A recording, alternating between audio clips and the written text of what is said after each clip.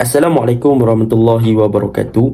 So hari ni saya nak buat ulasan perlawanan antara Malaysia versus Kyrgyzstan atau Republik Kyrgyz lah, yang mana Malaysia menang epic comeback 4-3 untuk perlawanan ni. Dan perlawanan ni memang kita dapat lihat yang Arif Aiman menjadi carry kepada pasukan kebangsaan Malaysia dengan 4 bantuan jaringan. So benda tu positif, dan kalau kita lihat daripada segi sudut Malaysia bertahan, terutamanya berubah transisi dari attacking to defend transition, Malaysia agak kurang untuk bertahan dengan baik. Bahkan kalau kita lihat dalam zonal marking yang dilakukan oleh skuad kebangsaan Malaysia yang melibatkan 5 pertahanan, memang Malaysia agak loose daripada segi mereka punya zonal marking, yang membolehkan pemain-pemain Kyrgyzstan untuk menjaringkan gol dengan sangat mudah lah pada perlawanan semalam. Namun begitu, kalau kita lihat di second half, ada beberapa perubahan yang dilakukan oleh Coach Kipanggun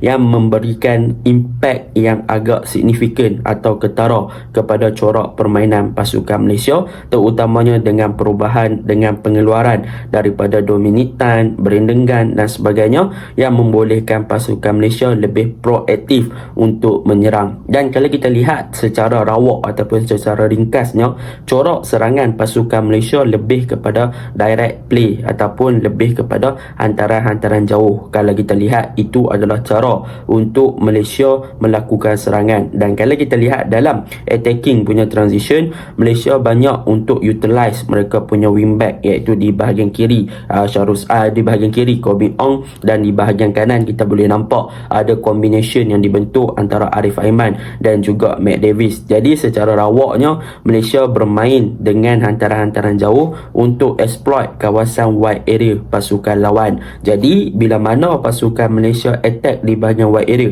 dengan penggunaan wingback dan juga winger, Malaysia akan cuba untuk supply the ball ke dalam kotak penalti untuk mencari attacking kita, iaitu Darren Lock di first half. Tetapi akibat daripada man to man marking yang sangat ketat ataupun tight marking yang dilakukan oleh pemain Kyrgyzstan yang bernombor 2, menyebabkan Darren Lock memang tak hidup semalam. Jadi daripada segi efektif ataupun keberkesanan corak serangan Malaysia dengan exploit wide area, boleh dikatakan winger dah buat kerja dengan baik dan delivery ball dah dilakukan dengan baik. Banyak ball placement yang dilakukan diletakkan dalam kedudukan yang bagus. Cumanya numbers of player untuk pemain Malaysia di dalam kawasan kotak penalti tak boleh nak attack the ball dan tak boleh nak attack the space ataupun ruang kosong dalam kawasan tersebut untuk menerima hantaran-hantaran yang dilakukan. Jadi disebabkan perkara tersebut lah, kita boleh nampak banyak gerakan-gerakan Malaysia berjaya dipatahkan dengan mudah oleh pemain berpertahanan tinggi pasukan Kyrgyz yang bernombor 2 untuk intercept dengan clearance dan sebagainya,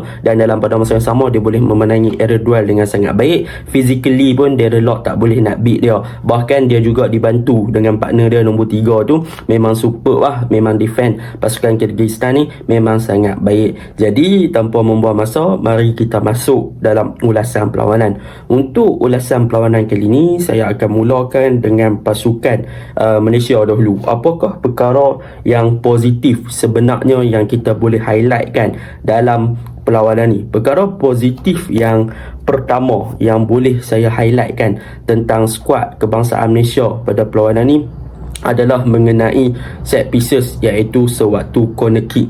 Kalau kita lihat untuk game ni, corner kick Malaysia adalah sangat-sangat baik untuk mereka execute dengan hantaran-hantaran yang bagus daripada corner kick taker, iaitu kita nampak 2 gol yang Malaysia hasilkan adalah 2 gol daripada corner kick yang disudahkan oleh Dion Kus, dan kedua-dua hantaran tersebut adalah dihantar oleh Arif Aiman. Jadi itu adalah satu improvement yang sangat bagus di peringkat international apabila mereka boleh memanfaatkan set pieces yang mereka dapat daripada segi corner kick. Jadi benda ni yang sebenarnya kita dah lama tak tengok bagaimana Dion Kus nak score from the corner kick, dan kita pun tak ada corner kick taker yang agak bagus sebelum ni. Tetapi in this game, Malaysia berjaya untuk melakukan corner kick dengan sangat baik in term of execution. Jadi Arif Aiman punya ball placement untuk cari Dion Kus punya execution execution dia punya heading dan juga dia punya lompatan pun bagus untuk beat pertahanan Kyrgyzstan.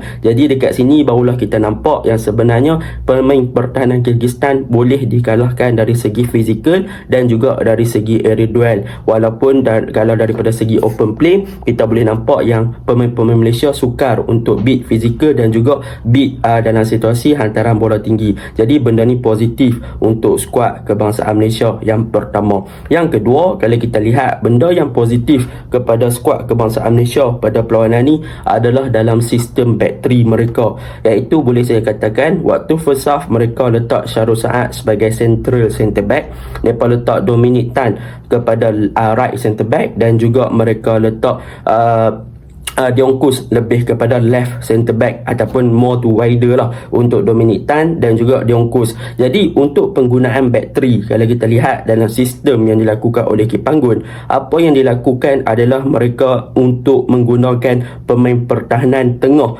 untuk breaking the lines dengan hantaran-hantaran diagonal daripada bahagian bawah. Untuk game ni kalau kita lihat, 4 hantaran yang dilakukan oleh Syarul Saad dari bahagian bawah ke atas adalah sangat-sangat efektif dengan long ball yang sangat solid lah. Jadi benda tu memberikan satu kelebihan kepada pemain winger ataupun wingback untuk naik lebih tinggi. Jadi banyak hantaran switch yang dilakukan ke kanan kepada Arif Aiman ataupun ke kiri kepada Koh Beng Ong akan sampai dan membuatkan Malaysia berada dalam kedudukan di kawasan lawan dengan sangat cepat daripada bahagian bawah. So Malaysia tak perlu untuk attack di bahagian tengah, tetapi dengan hantaran-hantaran sebegitu. Cumanya dalam 40 ke 39 minit yang pertama, Malaysia bermain dengan baik dengan corak permainan sebegitu. Tetapi apabila mereka bermain dalam situasi tersebut, kita kena faham bermain dalam attacking ataupun back three adalah benda yang sangat bagus untuk kita control position. Dan jika bermain dalam satu sistem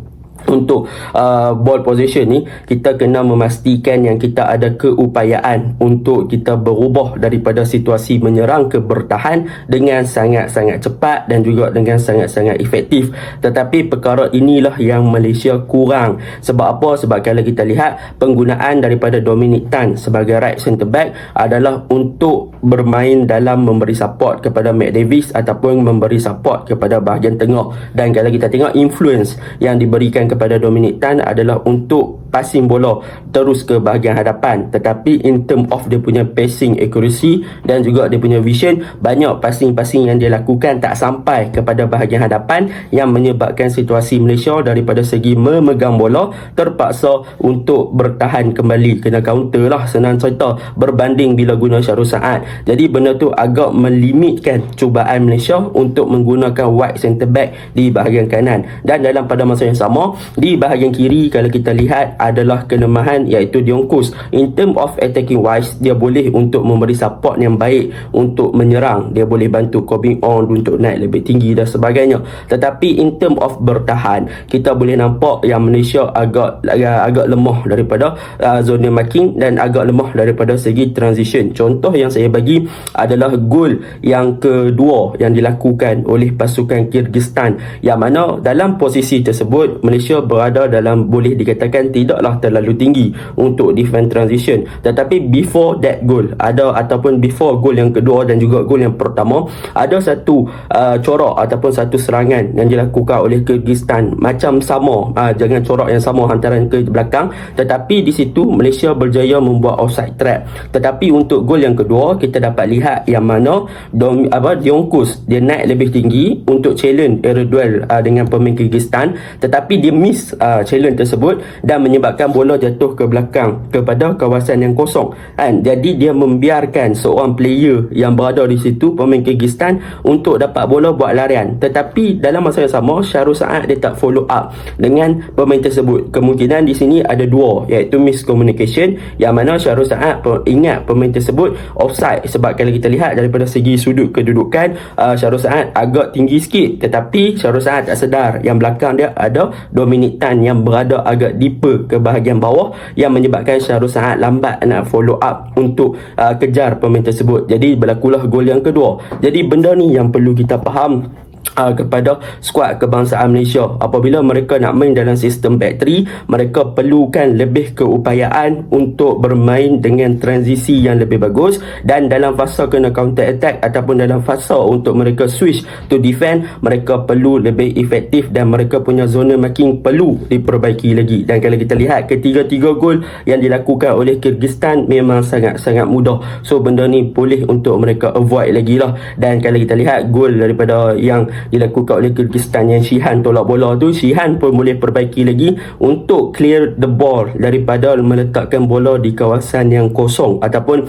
di kawasan yang berbahaya di kawasan sendiri. Sepatutnya dia boleh untuk buang bola dengan lebih jauh. So reaction daripada defense pun memerlukan lebih lagi lah, and in term of attacking wise tak ada masalah. Jadi benda tu yang perlu kita faham. Jadi benda yang menarik juga tentang defense ni, kalau kita cerita back 3 yang Malaysia guna di first half dan di second half adalah berbeza. Yang mana di second half dia bawa keluar dan dia bawa masuk Dominic Tan untuk diletakkan sebagai CCB, centre back, yang mana Dominic Tan ambil tempat Syarul Saad dan dia push Dion Kus untuk main kiri, dan juga dia push balik Matt Davis untuk main right centre back. Jadi benda tu memang positif lah. Bagi saya benda untuk defend memang positif lah dia pemain. Jadi tak ada masalah untuk saya katakan. Jadi untuk game di bahagian pertahanan itu je yang boleh saya ulas. Kita pergi kepada bahagian midfield. Untuk bahagian midfield, apa yang kita lihat dalam sistem yang dilakukan oleh Ki Panggun, dia masih lagi menggunakan dua midfield lah, iaitu daripada segi penggunaan Stuart Wilkin dan juga Brandon Gunn masih lagi dikekalkan sebagai first 11.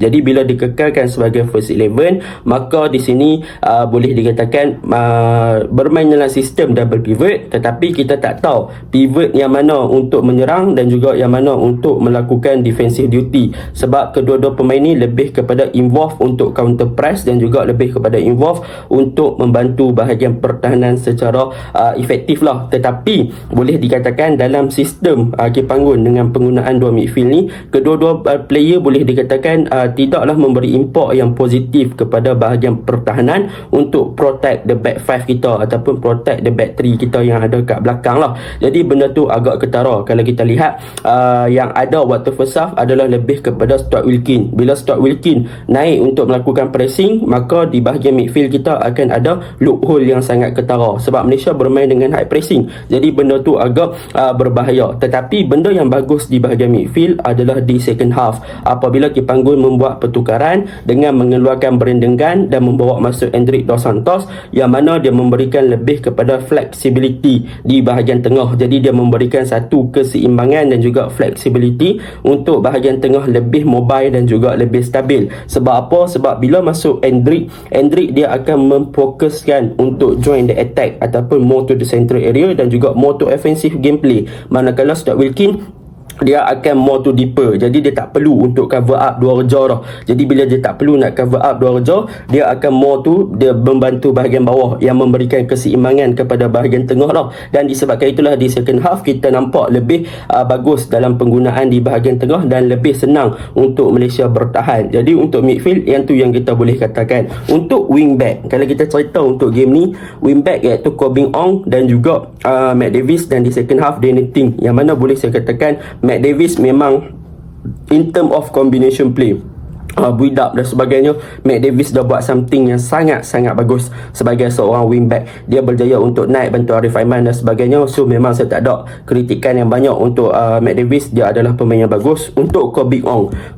untuk game ni, daripada segi game offensively dia banyak bermain dengan lebih tinggi, tetapi daripada segi recovery phase untuk membantu Dion Kus bertahan dia agak kurang. Daripada segi attacking wise pun dia banyak kehilangan bola yang menyebabkan transisi kepada counter attack kepada Kyrgyzstan. So boleh Koh Beng Ong nak improve. Dan tetapi di second half dalam berapa belas minit yang terakhir, Koh Beng Ong diswitchkan untuk bermain lebih deeper di tempat Dion Kus, sebab Dion Kus dah diletakkan sebagai CCB, maka dia yang diletakkan sebagai wingback adalah more to kepada Danny Ting. Dan Danny Ting untuk game ni bagi saya efektif. Dia berjaya buat kerja dengan baik dan memainkan peranan yang lebih bagus di attacking third untuk pasukan Malaysia berbanding Koh Beng Ong waktu tu. Jadi benda ni memang sangat positif lah. So Danny Ting boleh memberi fight kepada Koh Beng Ong. Jadi itu untuk midfield. Untuk attacking ni kita kena cerita Arif Aiman, Faisal Halim, Derek Lock. That is the first half punya player. Yang menjadi masalah adalah waktu first half Darren Lock, yang mana Darren Lock memang kena tight marking.